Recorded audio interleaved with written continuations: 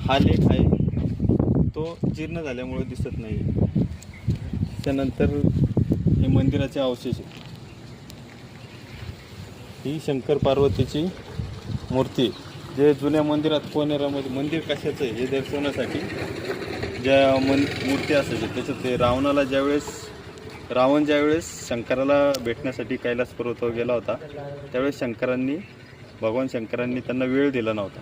त्यावेळेस मी कोण आहे याची जाणीव करण्यासाठी त्यांनी कैलास पर्वतच उचलला होता. तर शंकरांनी आपल्या पायाच्या अंगठ्याने त्याचं गर्वहरण केलं की तो पर्वत असा दाबला. रावणाला ते सहन नाही झालं, त्याच्यामुळे त्यांनी माफी मागितली आणि शंकरांनी त्यांना माफ केलं. अशी रावणानुग्रह मूर्ती आहे. या मंदिराच्या कळसाचे अवशेष आणि हा जुना नंदी, त्याच्यानंतरचा तो आताचा आहे तो नवीन नंदी.